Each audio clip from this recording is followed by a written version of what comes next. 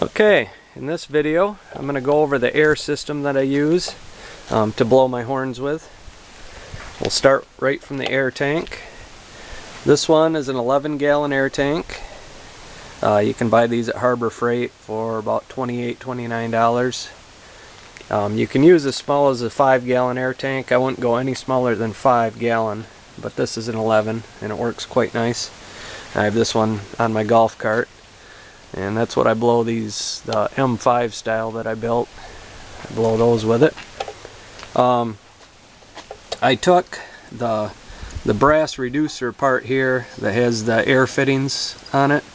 I took that off and I put a 1/2-inch little stub of threaded steel pipe here, then a T, and then I added that back onto the end of the T, and then out the other part of the T I put another, well, this is actually a barbed nipple here, and this runs into a 5/8-inch hose. So I wouldn't use any smaller than 1/2-inch, but this happens to be 5/8-inch. The bigger line the better, but yeah, you want at least 1/2-inch straight out of the tank all the way through your hose. And then this runs to a 1/2-inch valve. This is just a simple ball valve. I got a quick connect fitting here to it. Simple 1/2-inch ball valve, nothing fancy. You can go cheap like this. These are only about $10 or so at the hardware store. Then another piece of pipe threaded into that, and then it goes up to my manifold. And this is what I built, and I show in the book how to build this out of PVC pipe. And this one has the just the glue-on end cap right here, and then on the other end I have a female threaded end. This is just PVC pipe threaded that you buy, and you just glue that on to your pipe, and then any 1/2-inch national pipe thread will thread right into that. Then I show how you drill your holes, put your barbed nipples into that pipe. I put a little bit of silicone around those to make sure they don't leak, and then I went to, from there you can go smaller tubing. This is about 3/8-inch diameter tubing here, and this tubing runs all the way up to the individual horns. So I've got 3 tubes coming out. They all run up to the individual horns and into those barbed nipples, and these fit very snug. This tubing I've got here is very tight, so I don't have them pushed all the way on like they should be really, but normally you'd put a ring clamp around there. And then inside the tubing here you'll see a little yellow thing. What that is, that's to reduce the air a little bit further. We need big volumes of air all the way up to this point, but once you get there you can reduce it. And all this is a spade style wire connector.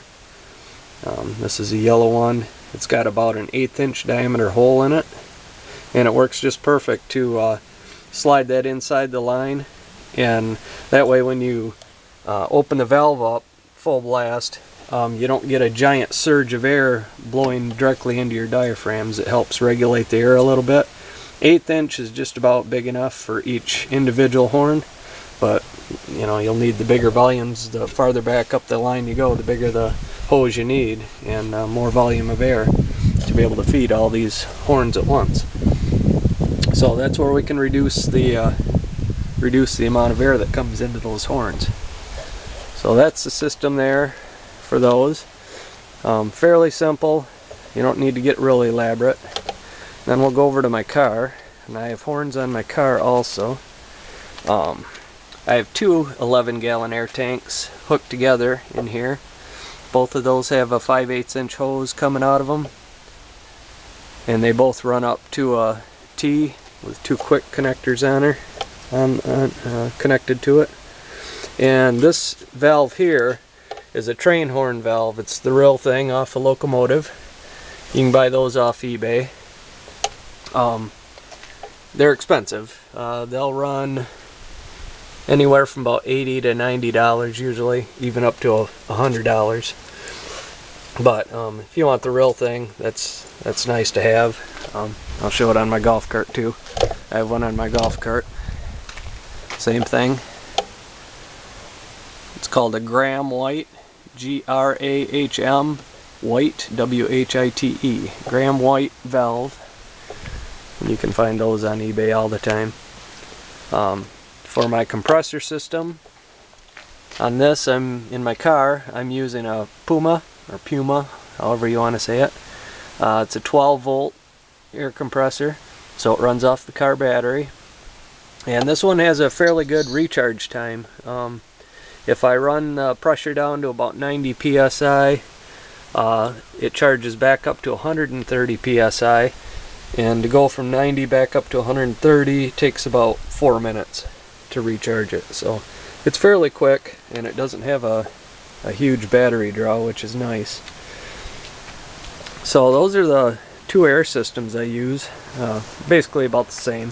It's just that this one I have an onboard compressor that constantly charges up the tanks. So when it gets down to about 90 psi, they'll recharge themselves. So I'll set the camera up back here, and we'll see what the 3-bell set that I built, see what those sound like. Those are set up to blow C sharp, E, and A.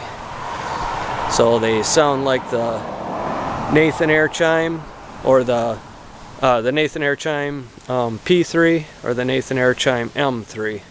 Both of those are tuned the same. So we'll see what these sound like.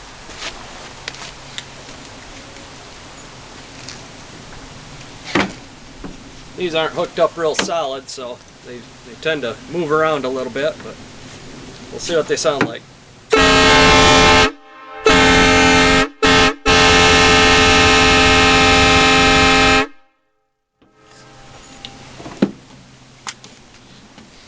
And I think they sound pretty good.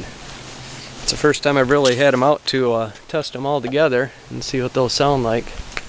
And I'll show you what I got on my trunk of my car here.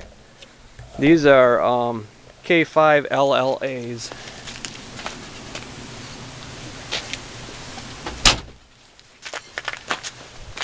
Now these are the real thing. These are Nathan Air Chime K5 LLAs.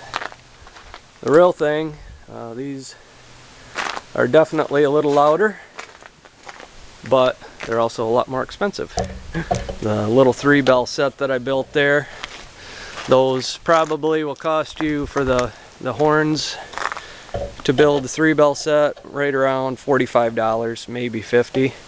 The K5 LLAs, if you buy those off eBay, you're probably in the range of about probably $850. So we'll give those a blast quickly too, so you can hear what those sound like.